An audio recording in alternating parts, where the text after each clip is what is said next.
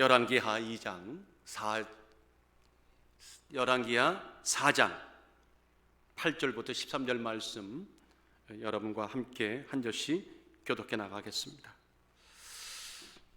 하루는 엘리사가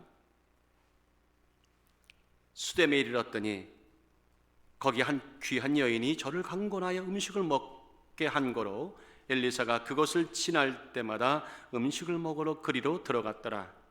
여인이 그 남편에게 이르되 항상 우리에게로 지나가는 이 사람은 하나님의 거룩한 사람인 줄을 내가 아노니 우리가 저를 위하여 작은 방을 담 위에 짓고 침상과 책상과 의자와 촛대를 진설하사이다. 저가 우리에게 이르면 거기 유하리라 하였더라. 하루는 엘리사가 거기 이르러 그 방에 들어가 누웠더니 자기 사원 게하시에게 이르되 이 수뎀 여인을 불러오라. 곧 부름에 여인이 그 앞에 선지라. 엘리사가 자기 사원에게 이르되 너는 저에게 이르라. 내가 이같이 우리를 위하여 생각이 주밀하도다. 내가 너를 위하여 어떻게 하랴? 왕에게나 군대 장관에게 무슨 말할 것이 있느냐? 여인이 가로되 나는 내 백성 중에 거하나이다 하니라. 하나님은 참으로 멋지신 우리의 아버지십니다. 다 같이 하나님은 우리의 영적 아버지시다. 믿으십니까? 아침 저녁으로 날씨가 완연한 가을입니다. 주여, 때가 왔습니다. 지난 여름은 참으로 위대하였습니다. 제가 한 말이 아닙니다. 20세기 독일 시인 라이널 릴케가 가을날이라고 하는, 여러분 아마 애송하시던 그 시 아니었습니까? 지난 여름은 위대했다고 그는 고백했지만 우리는 지난 여름은 너무 치열했습니다. 지금도 치열한 전쟁터입니다. 그러나 다가올 가을에는 모든 것이 원상태에 돌아가는 하나님의 위대하신 역사가 더욱 있기를 주의 이름으로 축원합니다. 그런 시절을 보내는 우리에게 그래서 감동이 필요하다. 무엇이 필요하다고요? 감동이 필요합니다. 정말 감동이 절실한 때입니다. 감격이 절실한 때입니다. 여러분들, 메마른 삶만큼 참으로 비극이 어디 있습니까? 참으로 비극 아닙니까? 감격이 사라진 사회, 감동이 사라진 교회, 기쁨이 사라진 가정, 얼마나 참 비극적입니까? 끔찍하지 않습니까? 오늘 팬데믹이 와서 우리에게 많은 것을 앗아갔는데요, 수많은 좋은 숲들을 앗아갔습니다. 그 숲을 앗아갔는데 그 중에 웃음이라는 숲, 기쁨이라는 숲을, 소망이라는 숲을 단번에 앗아가고 있는데, 적어도 그리스도인들에게는 빼앗기지 않는 영적인 담대함이 있으시기를 주의 이름으로 축원합니다. 그래서 감동은 회복되어야 되겠고, 우리 안에 되살아나는, 매일 순간순간 살아나는 역사가 있어야겠습니다.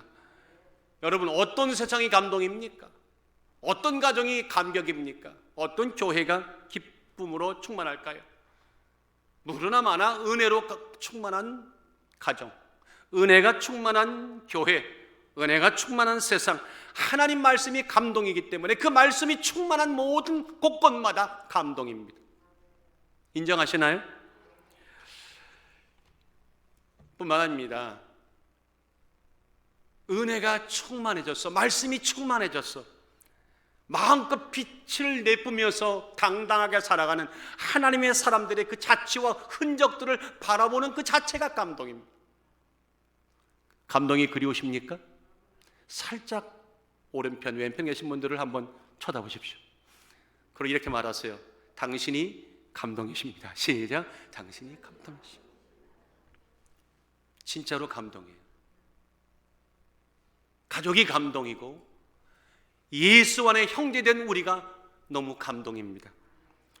사람이 감동이 되고 감격거리가 된다는 것, 그 하루는 얼마나 아름답습니까? 주변을 온통 기쁨과 활력으로 채우죠. 그래서 오늘 여러분들 여기 잘 오셨습니다.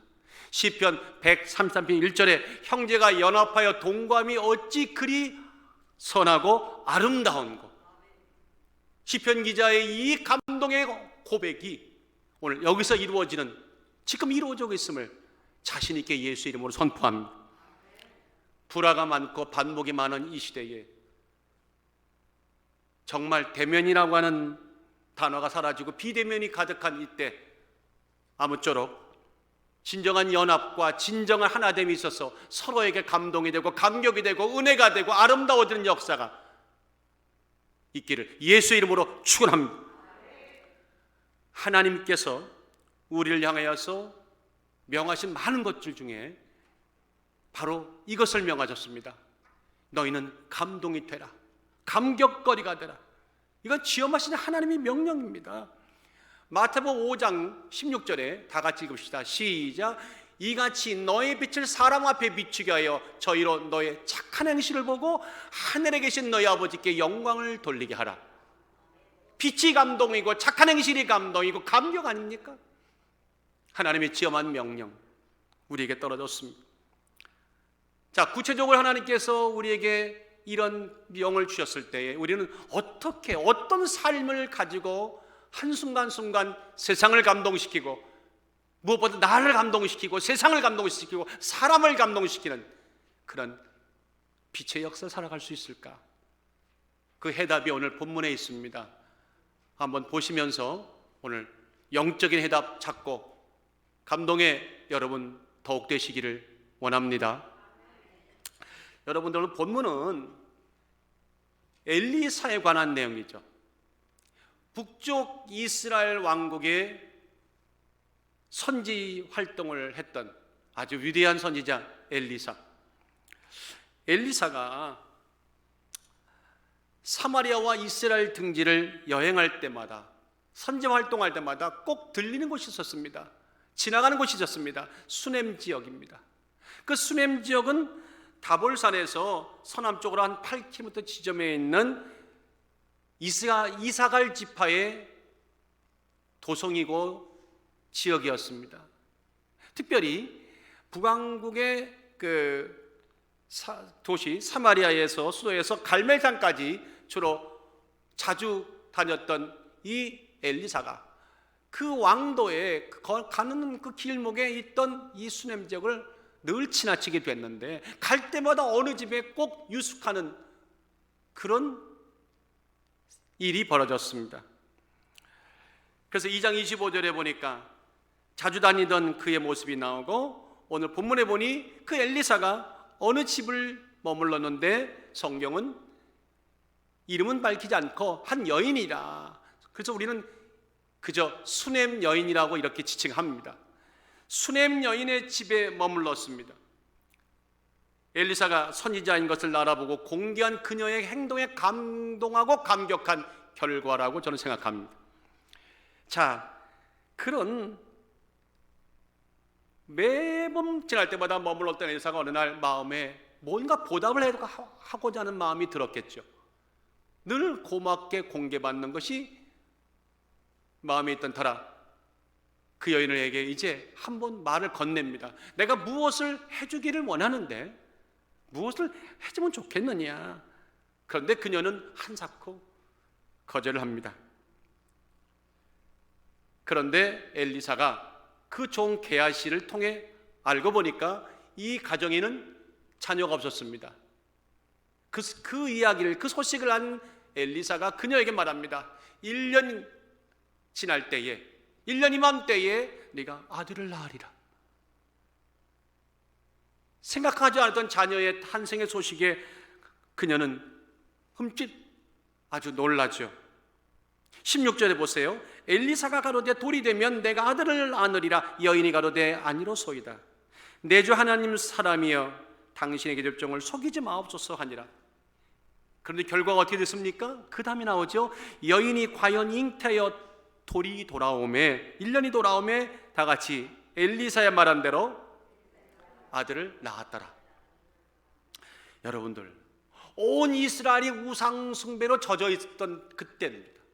그런데 하나님을 멀리하던 그때에 하나님의 사람을 인지했던 한 여인이 아낌없이 공개하고 그 공개의 은혜의 줄을 타고 무장하던 가정에 자녀를 얻는 이 기적의 사건, 어찌 보면 굉장히 아름다운 해피엔딩의 사건은 우리가 회복해야 될 가정의 숲이라고 하는, 행복의 숲이라고 하는, 또 오늘 회복해야 될 영적인 그 어떤 하나님의 은혜의 숲을 우리에게 연상케 합니다. 오늘 이 사건 속에 무엇이 감동인가? 어떤 삶이 감동인가? 수넴 여인, 이름에 없는 무명의 한 여인의 그 행적을 통해서 오늘 우리가 감동될 수 있는, 감격이 될 수 있는 어떤 영적인 비결을 오늘 발견하는 이 아침 되기를 원합니다. 한번 따라하십시다. 소리 없는 섬김이 사람을 감동케 한다. 시작. 소리 없는 섬김이 사람을 감동케 한다. 바꿔 말할까요? 소리 나는 섬김은 아마추어 섬김입니다. 섬김은 소리가 나면 안 됩니다.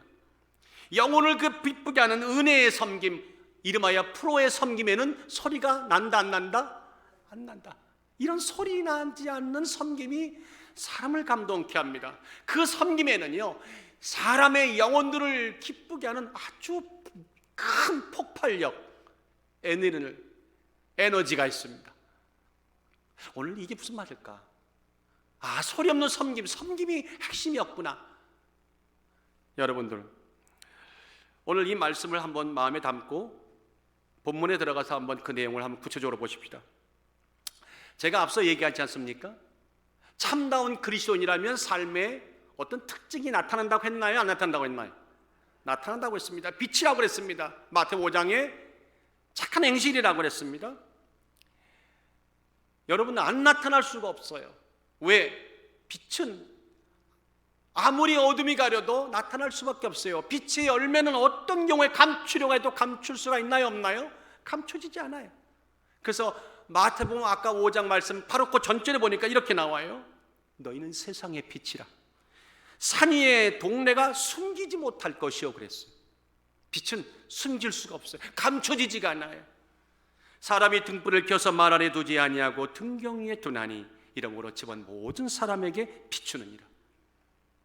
자, 참남 그리스도인에게는 이렇게 감출 수 없는 삶의 어떤 특징들이, 빛들이 드러나는데 그 중에서 가장 두드러진 것이 하나 있다면 그건 섬김입니다. 섬김입니다. 섬기는 삶의 가치관으로 사람이 변해갑니다. 그리고 시선이 변모하고 그 방향으로 이동하게 되죠. 자, 보세요. 우리가 어릴 때 유아기적 신앙일 때는, 여러분들 한번 지난달에 한번 돌이켜보세요. 그때의 시점과 초점은 주변과 이웃과 교회에 모아지던가요? 아니면 자기에게 급한 나의 문제에 모아지던가요? 전자입니까? 후자입니까? 후자였습니다. 나를 벗어나지 못했습니다. 나를 떠나서 주위를 돌아볼 겨를도 없었어요. 그런데 신앙이 성숙해지고 점점 자라나고 나면 자연스럽게 내 모든 초점과 내 모든 시선과 내 모든 생각의 가치관들이 이동하기 시작합니다.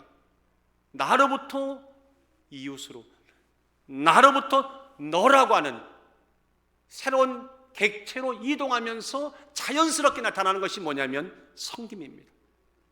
이해가 되시면 아멘. 그래서 나의 영광이란 말이 줄어들고요, 당신의 영광, 교회의 영광, 아멘 안 하시네요. 강요하지 않습니다. 예수의 영광, 하나님의 영광, 영광의 대상이 달라져요. 내 기쁨에서 너의 기쁨으로 바뀌게 되죠. 자신의 편안했던 거, 편안한 삶을 찾았던 그것이 욕심이라면 그 욕심에 대한 삶이 점점 무뎌지고 점점 기도가 줄어들고 어떤 영혼일지라도, 작은 영혼일지라도 그 사람이 예수님과 접목할 수만 있다면 내가 내 가장 중요한 것, 소중한 것까지라도 내어놓을 수 있다고 하는 그런 자신감과 그런 어떤 역동적인 마음의 변화가 찾아오기 시작해요. 찾아오신 분들만 조용히 하면. 그런데 그것을요, 감사하면요, 그 감사함을 감사함을 해도 그분에게 그것이 감사가 아니에요. 왜? 감사할 필요가 없다고 생각하는 거예요. 그것이 나의 본분이라고 생각하는 거예요. 나의 사명이라고 생각하는 거예요. 이런 변화가 찾아옵니다. 그래서 구체적으로 다시 한번 말한다면, 어떻게 하면 내가 더욱 편해질 수 있을까? 어떻게 하면 내가 사람들에게 더 돈나 보일 수 있을까? 주목을 받을 수 있을까?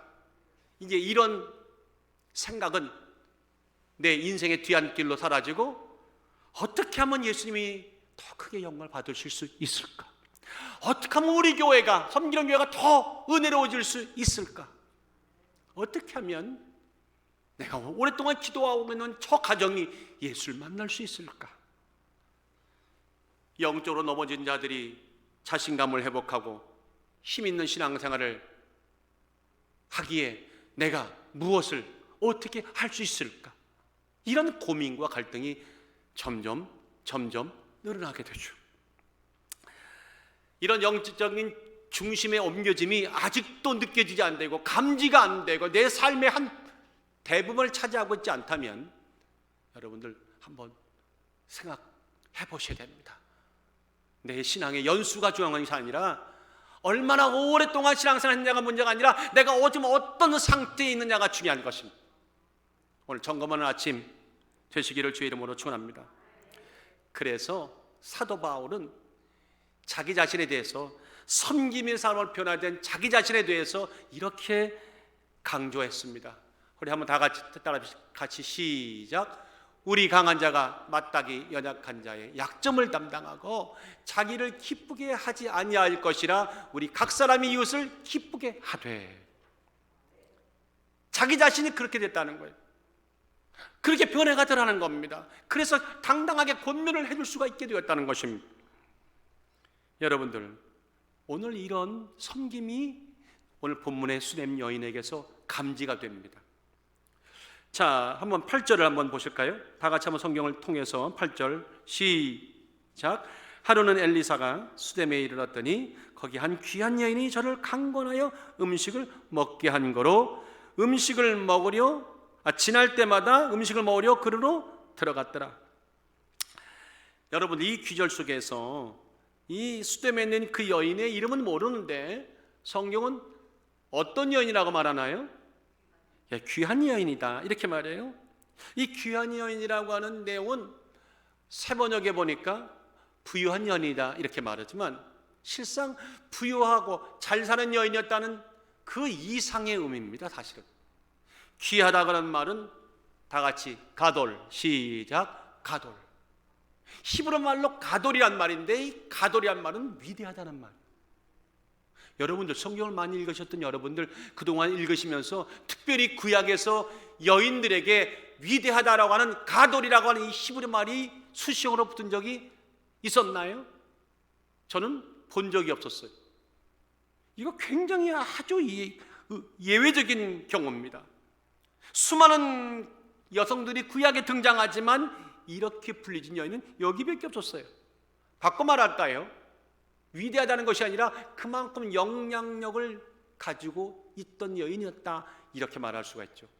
자, 그렇다면 그 가돌이라고 하는 귀한 여인이라는 말을 왜 집어넣었을까요? 이건 의도적입니다.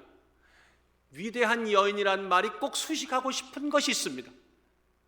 어디를 수식하냐면 바로 이렇게 말합니다. 저를 강권하여 음식을 먹게 한 것. 아직도 감이 안 잡히시네요. 이런 내용이죠. 자, 그렇게 영향력 있고 그렇게 높은 지위와 신분에 있던 여인이 때때로 지나가는 행인들에게 그렇게 지대한 관심을 가질 수가 있었겠는가? 관심을 줬던 정도가 아니라 아예 집으로 불러들여서 매번마다 식사를 제공하는 이런 일이 쉬웠겠는가? 라고 지금 의도적으로 묻고 있는 겁니다. 여러분들, 이런 일이 여러분들은 아멘 하실지 모르겠지만 실제적으로 쉬운 일은 아니죠. 그런데 특별히 강권하다는 말, 이거 참 너무 굉장히 파워풀한 이 단어예요. 강권하다, 놓치지 않고 힘있게 붙들다라고 하는 그런 의미죠. 자, 놓치지 않고 힘있게 붙들다는 그 말 속에서 뭘 느끼냐면, 그녀가 그 당시에 사람들을 섬기는 그 태도는 상당히 열정적이었고 진심이었다. 아멘. 그렇게 열정적 진심이니까 엘리사도 결국 감동을 받은 거죠. 야, 이거 처음에는 이 사람이 왜 이럴까? 그 다음에 고맙다, 감사를 떠나서 야, 이분에게 뭔가 남다른 것이 있다고 하는 그 인격의 감동을 받게 됐다는 것입니다. 자, 그런데 예의 바른 섬김, 누군가의 불편을 배려하는 진심 어린 이 믿음의 행위는 사람들의 마음을 움직이는데 그 시선과 은혜의 섬김이 삶의 한 부분이 된 그리스도인들에게는 하나님이요 주시는 은혜가 있어요. 어떤 은혜를 주시냐면요, 다 같이 통찰력, 비범한 안목, 그런 은혜를 받고 나면요 하나님이 이 눈을 바꿔주시더라고요. 그래서 진실을 보는 눈, 하나님의 교회를 알아보고 하나님의 사람을 알아보고 하나님의 복음의 역사를 느낄 수 있는 그런 영적인 안목을 주시더라고요. 받으셨던 분들, 받아본 적이 있던 분들, 받고 계신 분들, 받기를 원하시는 분만 아멘. 그러면 다 아멘이죠. 할렐루야. 참 수냄 여인을 보세요. 그랬어요. 8절에 자 음식을 먹겠답니다. 그런데 9절에 보니까 이런 놀라운 얘기가 나와요. 여인이 그 남편에게 이르되 항상 우리에게 지나가는 이 사람이 하나님의 거룩한 사람인 줄을 내가 아노니. 하나님이 눈을 열어주니까 섬기는 가운데 이 사람이 평범한 행인이 아니었구나, 하나님의 거룩한 사람이었구나 깨닫게 해주더라는 거예요. 한번 따라하십시다. 깨달음은 그의 걸맞는 행동 양식을 동반한다. 믿으시면 아멘. 진짜 깨달았지 않습니까? 진짜 깨달음은요 반드시 그에 맞는 행동 양식을 수반하게 되어 있습니다. 그래서 내가 오늘 가서 말씀에 은혜 받았습니다 라고 말하시고 나셔서 전혀 삶의 변화가 없다면 거기까지만 하십시다. 행동 양식이 수반돼야 됩니다. 적극적인 믿음의 행위는 나타내야 되는 것이죠. 그 중에 하나가 바로 섬김이고 따뜻한 배려와 따뜻한 이해가 되는 것이죠. 오늘 교회에 감동이 없다고 말합니다. 갔더니 너무나 메마르다고 말합니다. 많은 이유가 있었겠지만 진짜 한 사람 한 사람 마음속에 사람으로 보는 것이 아니라 한 영혼으로 영접하고 깊이 인격적인 섬김의 모습이 있었던가 없었던가, 누가 내 자신부터가 한번 돌이켜보는 그런 여러분과 제가 되었으면 참 좋겠습니다. 수냄 여인에게는 행동이 달라지기 시작했습니다. 10절에 보니 이렇게 말합니다. 우리가 저를 위하여 작은 방을 담 위에 짓고 침상과 책상과 의자와 촛대를 친설하다이다. 저가 우리에게 이르면 거기 유하리라 하였더라. 제가 본문 말씀을 보면서 9절하고 8절, 9절, 10절 요 한 절마다 그 단 한 절 차인데 그 한 절마다 이 여인이 얼만큼 섬김의 그 깊이와 넓이와 진한 향기가 발전되어 나가는 것을 한목에 들어오게 만들고 있어요. 의도적으로 그렇게 보여주고 있어요. 여러분, 섬김은요 섬길수록 진해져요. 믿음은요 충만할수록 더 충만해져요. 참 신기하죠. 하나님은 있는 자에게 더 주시는 하나님을 믿습니다. 섬김이 그렇습니다. 여인과 그 남편이 급기야는 이제 음식을 제공할 뿐 아니라 아예 방을 하나 만들어서 거기다가 모든 걸 구비하고 그 엘리사가 지나갈 때마다 잠깐 쉬었다가 묵상도 하고 기도도 할 수 있도록 만들어 주었다는 거예요. 5번만 아멘 하지 않습니까? 근데 아멘 하는 이유를 저는 알아요. 이 일이 아무리 그가 위대한 하나님의 종일지라도 이런 일을 행하는 자체가 쉬운 일입니까? 쉽지 않은 일입니까? 이거 쉬운 일이 아닙니다. 이건 정말 대단한 모험이고 결단입니다. 섬김입니다. 그래서 그녀의 행정 하나하나가 우리 눈에 크게 들어온 이유가 바로 여기 있습니다. 하나님을 경외하는 사람은 하나님의 상만 바라보죠. 하나님의 상만 바라봐요. 그런 사람은 점점 영적으로 깊이 젖고 성령의 은혜를 받는 만큼 내 마음속에 교회가 막 살아나요. 하나님의 백성들이 살아나요. 그들의 안위와 그들의 오늘 현재 처지와 그들의 영적인 생활이 막 떠오르죠. 그러고 나면 기도 안 할 수가 없어요. 제가 시작할 때 기도의 숲을 복원하자고 그랬지 않습니까? 어느 날 요 근자에 기도하는데 성령께서 말씀하는 거예요. 내 백성들이 언제부턴가 기도가 사라지기 시작했다. 근심은 늘었는데 기도의 숲이 쓰나미처럼 다 몰려갔다. 지금 연명하고 있다. 기도의 숲을 복원시켜라.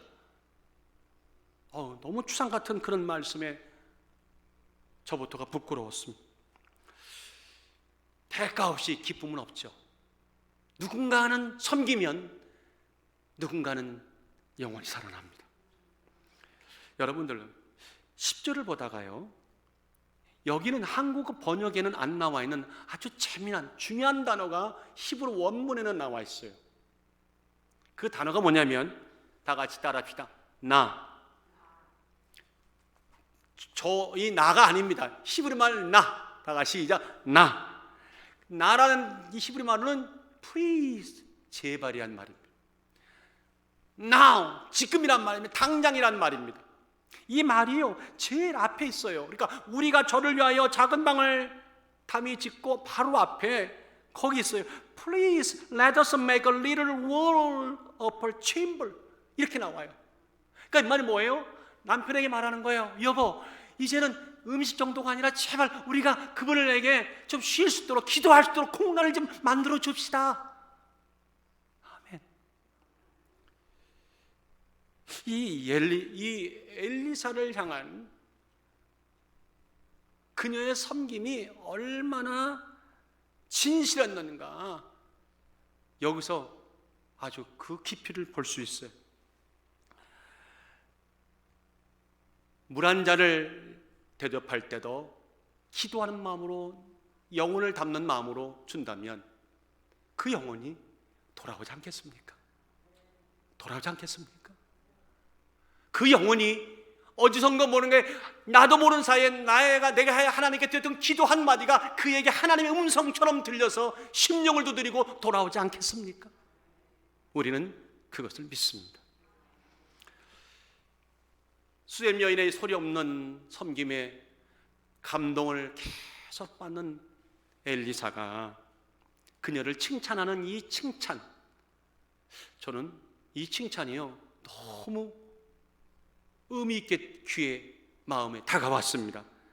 이게 단순히 아유 잘했습니다, 참 잘했어요, 도장 찍는 그런 칭찬이 아니더라고요. 섬김이라고 하는 것이 무언가, 섬김의 본질에 대한 얘기를 여기 담아놨어요. 이 무슨 얘기인가 하면, 그 수냄 여인의 섬김의 진짜 실체, 진면목을 의도적으로 밝히는 겁니다. 자, 13절 한번 다 같이 한번 읽어봅시다. 이게 아주 굉장히 중요한 핵심 벌수입니다. 시작.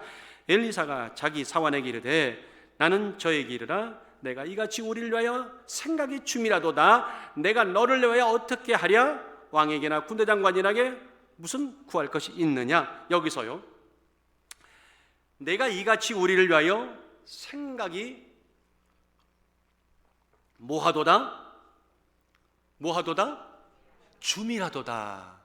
줌이라다는 말, 살에 깊다는 말이죠. 생각이 남다르다는 말이죠. 사려있게 우리를 잘 보살펴주다. 그래서 영어 성경에는 You have been careful for us 그랬어요. 우리를 careful 해줬다는 거예요. 그런데 이 줌이라다는 이 단어가요, 원어는 카바드란, 다 같이 카라드, 시작. 저 아주 중요한 단어입니다. 저 카라드란 단어는요, 떨리다, 겁나다 이런 뜻이에요. 목사님, 그러면 이 말이 앞뒤가 안 맞는데요? 아니에요.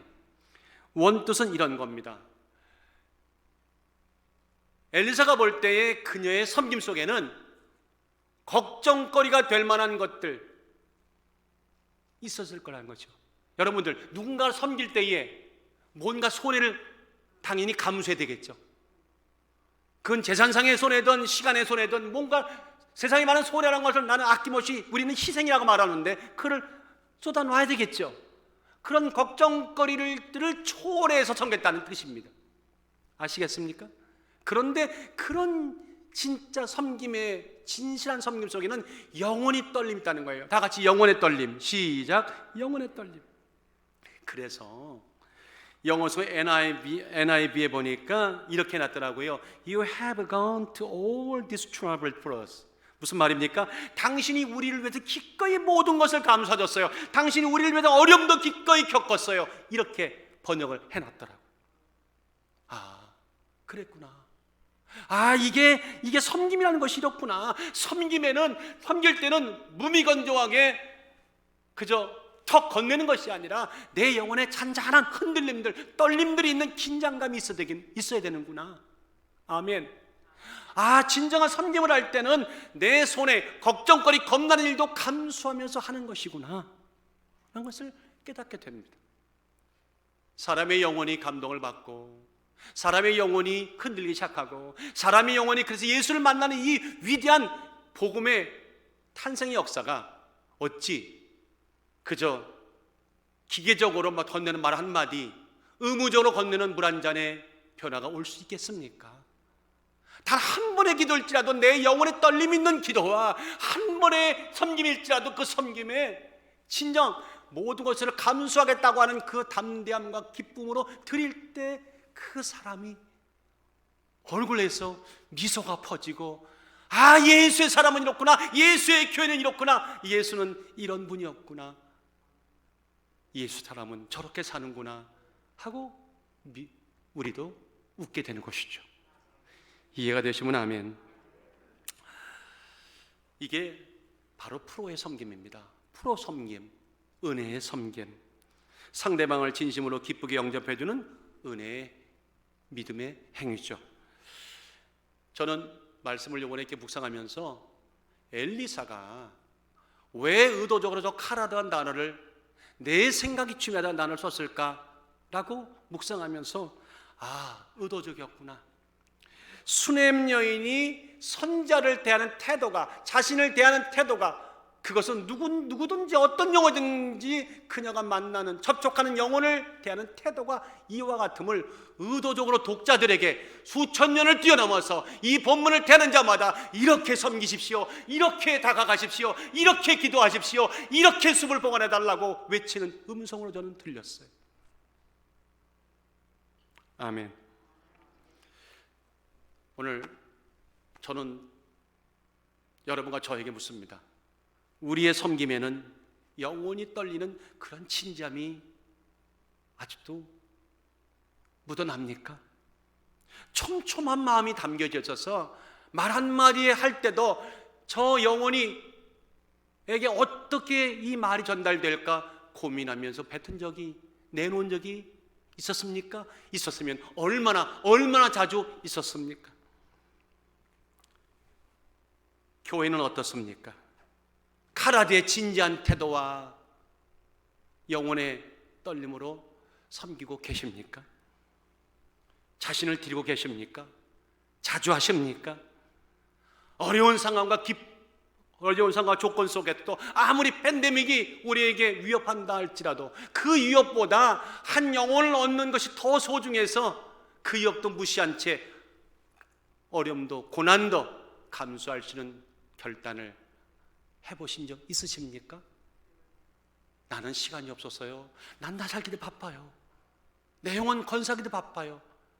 혹시 그 상태에 계시지 않은지요?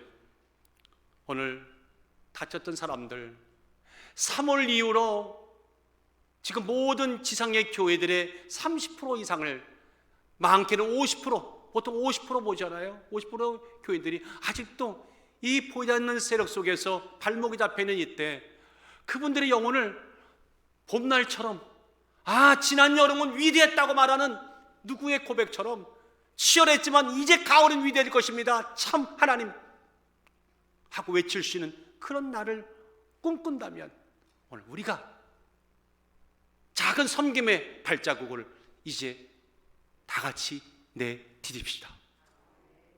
아멘. 누가복음 7장에 보니까 옥합을 깨서 주님에게 붓는 한 여인 얘기 나오죠.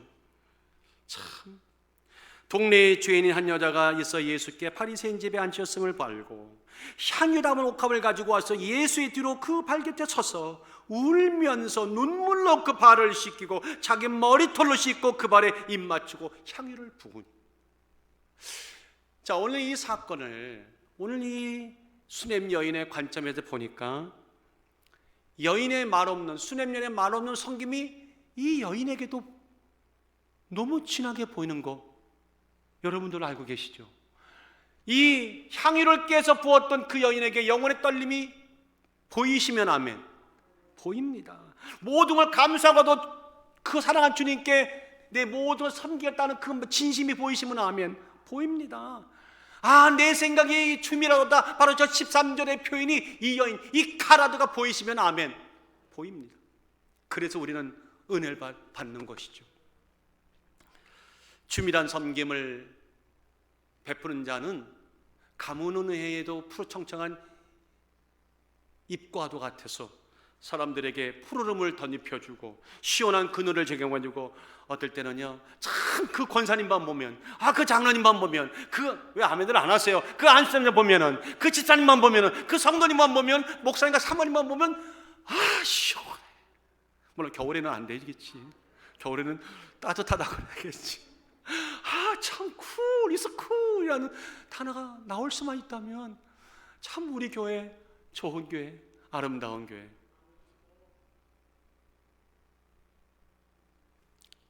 사도 바울이 예수를 영접한 후에 그런 섬김의 종이 된 것을 이렇게 자랑스럽게 여깁니다.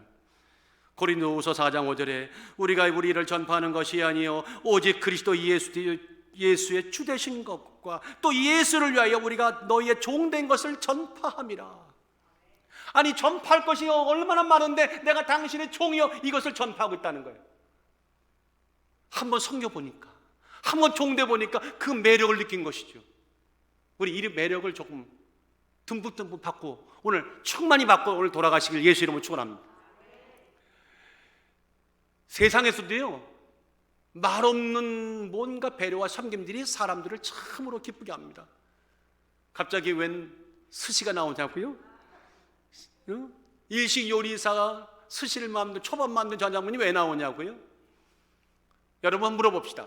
저기 지금 스시를 만든 요리사 손끝 옆에 하얀 꼬들꼬들한 밥이 보이고 그 옆에 보면 그 뭔가 그릇 하나가 보이지 않습니까? 저게 뭘까요? 담긴 것이? 이게 세븐업입니까? 물입니까? 콜라입니까? 술입니까? 아니면 식초입니까? 물이요? 식초입니다. 식초를 담은 물입니다. 집에서 여러분들 식사하실 때 그렇게 하시잖아요? 그 왜 의도적으로 하는 것이죠? 가장 먹기 좋은 스시의 적정 온도는 30도랍니다. 섭씨. 근데 손바닥은 보통 33도, 35도랍니다. 그러면 이거를 스시를 딱 접는 순간 스시가 데펴지는 거예요. 그래서 손에서 열을 앗아가고 뿐만 아니라 소독도 겸해서 스시맨들은 계속 식초 담은 물에다가 자꾸만 담그는 거예요. 그게 물이 아니에요. 식초물이에요. 식초랍니다. 자, 보세요. 식초를 담그는 일이 물론 그렇게 참 그럴 수도 있지만 뭔가 하나의 배려죠. 더 맛 좋은 스시 한 편을, 한 조각을 제공하기 위한 프로다운 섬김이죠. 세상에서 이런 자들에게 이런 일들이 있는데 적어도 영혼을 우리가 빚어내야 되는 우리들에게 섬김이라는 것이 어떤 의미인지는 제가 더 이상 말을 안 드려도 이미 우리는 알고 있습니다. 한번 따라 하십시다. 소리 나는 섬김은 아마추어 섬김이다. 소리가 나지 말아야 됩니다. 소리가 없어야 됩니다. 소리 나는 섬김이 아마추어라고 하는 그 관점에서 본다면 오늘 이 수냄 여인은 프로고, 이에 반해서 딱 한 사람, 아주 딱한 영혼, 딱 하나란 말이 아니라 딱하다, 불쌍한 한 분이 갑자기 떠오르는 거예요. 아마 어저께나 그저께 새벽 일에 나오신 분도 그저께인가요? 제가 누굴 말할 줄 알 거예요. 여러분들 열왕기 20장에 가보면 히스기야가 나오죠. 히스기야. 여러분들 히스기야는 기도를 아주 잘한 분입니까? 기도 못한 분입니까? 기도가요 프로 중에 프로였습니다. 여러분들 기도해가지고 15년 생명 연장 받으신 분들 나와보세요. 물론 앞으로 나오시겠지만 오늘은 없어요. 제가 아는 범주 내에서는 한 번 기도했다가 수십만의 적들을 18만 5천 명을 성경 말합니다. 아침에 일어나 보니 송장이 되었더라. 이거 읽을 때마다 너무 웃음이 나요. 시체가 된 게 아니라 송장이 됐대요. 18만 5천 명의 아수르 대군이 하루아침에 송장이 됐어요. 누구 때문에? 히스기야 기도 때문에. 기도의 달인이죠. 한번 모셔야 될 것 같아요. 세미나 해야 될 것 같아요. 근데 그 기도의 달인 히스기야가 병들었다는 소식을 들은 바벨론에서 염탐꾼을 보냈어요. 진짜 병이 들었나? 와보니까 쌩쌩하잖아요. 하나님이 다 낫게 해주잖아. 아멘. 그랬더니 바벨론의 사신이 온 그 사신을 데리고 흥에게 온 히스기야가 내가 이렇게 해서 하나님 앞에 은혜를 받고 병이 낫다고 하나님의 은혜를 여러분 같으면 간증하실 텐데 그랬나요? 여기저기 내탕고 보물창고 무기고를 다 보여주고 거기는 뭐가 있습니까? 나니까 이런 일이 가능했어요. 야, 우리 집에는 우리 교회는 우리 사업에는 이런 것들이 있다고 자랑스럽게 막 자랑하는 거예요. 하나님이 참다 너무나 딱하고 속이 상하시니까 이사야를 보내서 그에게 심판의 메시지를 전합니다. 이사야가 히스기야 이르되 여호와의 말씀을 들으소서. 여호와의 말씀의 날이 이르리니 무릇 왕궁의 모든 것과 왕의 열조가 오늘까지 쌓아두었던 것을 바벨론으로 옮긴 바 되고. 뭡니까? 나라 망한다는 얘기입니다. 나라 망하고 이 모든 것들이 다 바벨론 왕궁으로 가고 이제 사람들은 포로로 끌려가고 이 예루살렘은 황폐하게 될 것입니다. 이거 얼마나 무서운 말씀입니까? 그 다음에 또 뭐라고 말하냐면 또 왕의 몸에서 날 아들 중에 주여 사로잡혀 바벨론 왕궁의 황관이 되리라 내시가 되리라 하였나이다. 여러분들 이런 얘기를 만약 여러분들 잠자다가 갑자기 주여 천사가 나타나가지고 계시하면 여러분들 잠 주무시겠습니까? 일어나가지고 내가 결단코 제가 다 놓고 말합니다. 여러분들은 막 그날 가슴을 치면서 주여 왜 이러십니까? 제가 잘못했습니까? 하고 일단은 주여 용서달라고 회개하실 거야. 안 하시려고요? 회개하실 줄 믿습니다. 아멘. 그런데 히스기야가 그러면 기도의 달인 히스기야는 어떻게 했겠습니까? 그 10배 그 100배는 했겠죠. 근데 성경에 보니까 히스기야가 이사야에게 이르되 당신의 전한 바 여호와의 말씀이 선하니이다. 여기까지는 좋았습니다. 또 가로되 만일 나의 사는 날에 태평과 진실이 있을진데 어찌 선하지 아니하리요. 아니 제가 새벽에도 말씀을 드리지만 이렇게 엉뚱한 분이 어디 계십니까? 이렇게 답답한 인사가 어디 있습니까? 이렇게 한심한 사람이 어디 있습니까? 진짜 과간입니다. 무슨 말입니까? 그런 일이 있다 하더라도 내 당대는 일어나지 않다니까 할렐루야 그거면 족합니다. 아버지 히스기야에게는 너라는 존재가 눈에 있습니까? 이웃이라는 존재가 있습니까? 후손이라고 하는 나 외의 모든 사람들이 눈에 보입니까? 안 보입니다. 기도가 아무리 탁월하면 뭐합니까? 기도의 능력이 있으면 뭐합니까? 섬김에 대한 스피릿 영적인 영성이 없는데 무엇을 이룰 수가 있단 말입니까? 저는 참 섬김이라는 단어가 주는 감동과 기쁨이 전혀 무엇인지를 모르는 경험도 못 해보던 자의 딱한 자의 한심한 고백이라고 생각했습니다. 아무쪼록 여러분들에게는 이런 일이 평생에 없으시기를 예수 이름으로 축원합니다. 어떻게 사람들에게 감동을 줄 수 있느냐? 감동거리가 되느냐? 주신 은혜에 만족하며 영혼에 미소 머금는 자가 그 사람이 정말 사람을 감동케 합니다. 하루하루 주는 하나님의 은혜, 매 순간 주는 주의 은혜, 그것이 충분하다고 느끼고 만족하며 영혼으로 미소를 짓는다면 그분이 감동입니다. 그 교회가 감동입니다. 그 예배가 감동입니다. 그 자리가 감동입니다. 사람들을 감동케 합니다. 여러분들, 본문에 보니까 수냄 여인이 귀한 마음과 세심한 배려가 너무 고마웠죠. 누가요? 엘리사가요. 그래서 엘리사에게 입에서 저절로 이 말이 나왔습니다. 13절 하반부에 보니까, 중간부터 보니까 이렇게 말합니다. 왕에게나 군대 장관에게 무슨 구할 것이 있느냐? 무슨 말입니까? 해주겠다는 얘기 아닙니까? 여러분 보세요. 엘리사가 누굽니까? 문둥병자를 고친 사람 아닙니까? 죽은 자도 살린 하나님의 종 아닙니까? 이런 분 아름다운 게 담임 목사 오시고 나면 교회가 얼마나 크게 부흥하시겠습니까? 제가 사표 내고 당연히 사표 내겠죠. 난 이분의 옆에서 비서만 되더라도 할렐루야. 평생 한 번만 얼굴만 봐도 좋겠어요. 근데 이 모든 일을 하신 분은 하나님이시잖아요. 여기서 크게 아멘, 아멘. 자, 그런 하나님이 엘리사를 쓰실 때 엘리사가 이 북쪽 북왕국 이스라엘 왕에게는 어떤 존재였겠어요? 절대적인 존재였죠. 나라가 그분의 기도 가운데 있다고 해도 과언할 정도니까 그런 엘리사가 뭔가 부탁을 하면 노하시겠어요? 감히 노 못합니다. 무조건 예스죠. 그런 엘리사가 여인에게 말하기를 너 참으로 고맙다. 네 마음이 너무너무 고맙다. 섬김이 아름답다. 내가 무엇을 해줘야 되겠는데 군대 장관에게 무엇을 청탁이란 말 뺍시다. 요새 안 좋아요.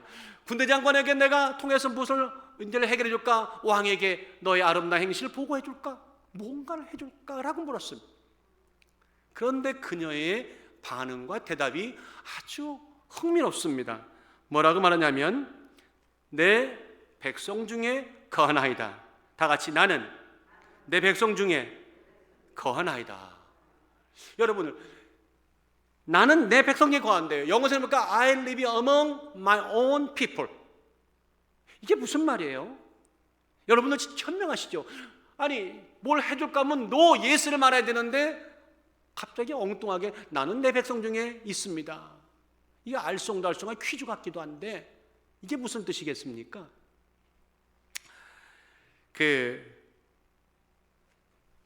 AMP라고 하는 미국의 영어 성경 번역이 있는데 거기에는 아주 정확하게 말해놨어요.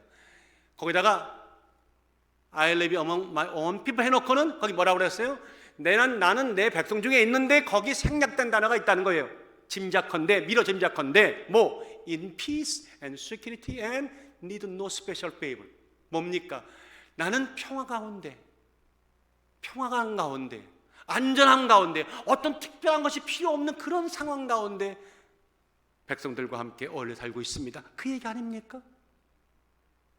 이해가 되시면 아멘. 그러니까 지금 그녀가 나는 내 백성에게 거하고 있다는 이야기를 하면서 진짜 하고 싶었던 진짜 속마음이 얘기는 이거예요. 엘리사 선지자요, 저는 충분합니다. 나는 뭐가 필요가 없어요. 이제껏 부어주시는 하나님의 은혜면 족합니다. 만족합니다. 이것으로 나같이 이것으로 충분합니다. 그 얘기하고 있는 겁니다. 아, 이거 정말 너무나 완곡한 멋진 거절 아닙니까? 여러분들, 이거 얼마나 절호의 기회입니까? 미안합니다. 제가 돈 얘기해서. 우리 목사님 돈을 좋아하시는구나. 네, 저 돈 좋아합니다. 그러나 보다 은혜를 더 좋아하죠. 이렇게 말해놓고 얘기하는 겁니다. 자, 돈을 달라면 돈을 주고 권세를 달라면 뭔가 권세 주실 마음이 있는 그 엘리사에게 아무것도 구하지 않고 한다는 말이 나는 충분합니다. 여러분들, 이 고백이 쉬운 고백입니까? 오늘 충분히 모든 걸 가지고 있는데도 불구하고 기도 10번 할 때 9번은 뭘 주세요 날 그러고도 심기가 불편해서 얼굴을 찡그리는 우리들의 이 기도 생활과 비교해보면 너무 부끄럽지 않습니까? 너무 이 탁월한 기도고 정말 영원히 건강한 자의 기도라고 생각하시면 아멘. 좀 부끄러웠습니다. 세상이 주는 가치가 전부인 줄 알고 마음을 뺏긴 자들은 만족이 없죠.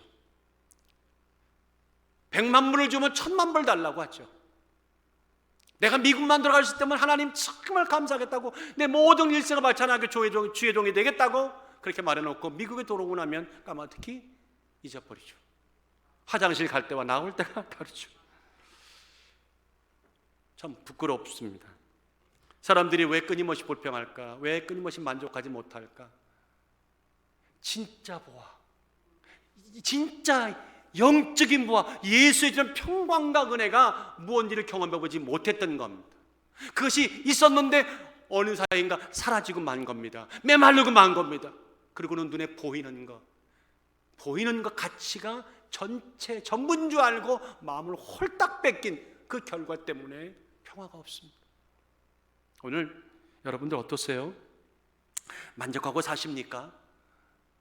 오늘 이 팬데믹 이런 세상에는 더욱더 이 영적인 만족이 필요합니다. 영적인 만족이 필요합니다. 영적인 만족이 필요합니다. 은혜를 알고 은혜의 음성을 알고 그 은혜에 자족하는 삶이 꼭 우리에게 필요하다. 만족하시는 하루하루. 시편 23편의 5절에 보니 다윗이 그 고백 속에 내 잔이 넘치나이다. 여러분들 뭔 잔이 넘칩니까? 10년 동안 사울에게 쫓겨다녀서 제대로 잠 한 번 못 자고 도망치다니는 도망자의 신분, 끼니 한 번 제대로 편안히 못 먹었던 그 10년 세월에 무슨 잔이 넘쳤다는 것입니까? 왕궁에 있으면 잔이 넘칩니까? 이런 고백이 나올 수 있을까요? 어떻게 생각하십니까? 이거는요, 오직 하나님을 내 영혼의 목자로 모신 사람, 목자로 모신 삶이 뭔지를 영적으로 깨달아서 터져나올 것 같은 가슴을 부여잡고 외치는 선언과 고백이 이겁니다. 손에 빈 털털이 가진 거 없고 병이 들었다 할지라도 영혼에 충만한 기쁨이 있을 때 넘치는 고백이 내 잔이 넘치나합니다. 이런 분들 만나고 나면요, 내가 비록 권세를 가지고 있고 내가 어느 정도 권위를 가지고 있고 내가 많은 학식을 갖고 있고 지식을 갖고 있고 경험을 갖고 있고 저에게 없는 건강도 있을지라도 저는 부족하고 모든 것이 내가 볼 때는 없지만 그럼에도 불구하고 그런 영혼의 환한 웃음을 볼 때 절로 고개가 숙여지는 것은 영혼의 감동은 이렇게 오는 것이구나. 오직 하나님께 주시는 영혼의 만족함이, 넉넉함이, 그 만족을 사는 오늘 우리 아름다운 게 모든 교우들 되시기를 진심으로 예수 이름으로 축원합니다. 여러분들, 제가 처음 시작할 때 주여 때가 왔습니다, 지난 여름은 참으로 위대했습니다, 이렇게 말했죠. 그리고 그 시가 가을날이란 시, 여러분도 애송하시는 시인데 그 시를 친 사람이 라이널 릴케라고 했죠. 그 릴케가 지은 또 하나의 시가 하나 있습니다. 한번 들어보세요. 인생을 이해하려서는 안 된다. 인생은 축제와 같은 것. 하루하루를 일어나는 그대로 살아가거라. 바람이 불 때 흩어지는 꽃잎을 줍는 아이들은 그 꽃잎을 모아 둘 생각을 하지 않는다. 꽃잎을 줍는 그 순간을 즐기고 꽃잎을 줍는 그 순간을 즐기고 그 순간에 만족할 뿐이다. 글쎄 모르겠습니다.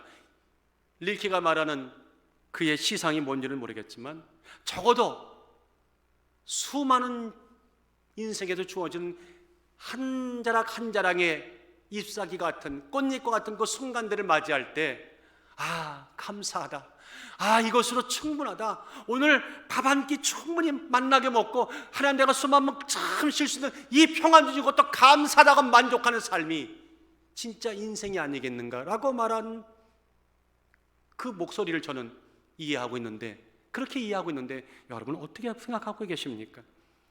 디모데전서 6장 8절 9절에 우리가 먹을 것, 입을 것이 있는 줄 족한 줄 알라고 말씀했는데 우리는 얼마나 먹을 것이 많고 얼마나 입을 것이 많습니까? 근데 아직도 족하지 못하죠. 부하려고 하지요. 더 채우려고 하지요. 적어도 젊었을 때는 충분히 야망과 믿음이 혼돈됐다고 치십시다. 영성이 부족했다고 칩시다.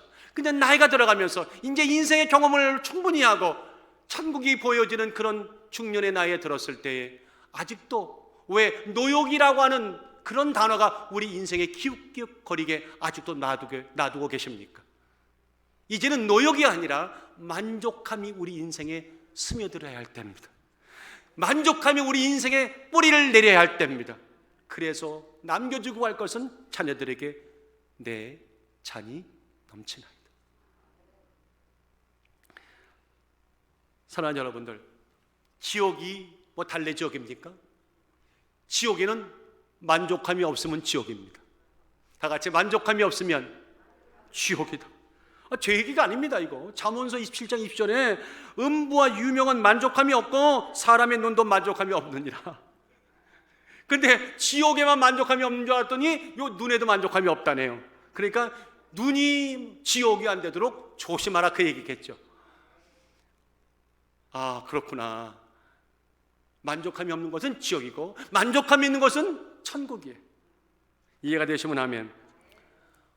오늘 말씀을 통해 사랑하는 여러분들, 우리 금년 가을에 참으로 위대했습니다라는 고백을 터져 나오도록 우리 한번 새로운 믿음을 첫 발을 디딥시다.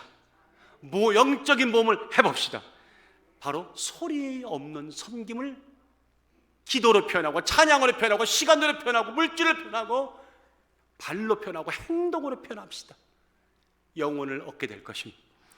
매 순간 은혜 속에 거하고 그것으로 족하다고 하는 영적인 충만과 만족을 여러분들 꼭 경험하시는, 꽉 붙잡으시는 은혜가 있기를 예수 이름으로 축원합니다.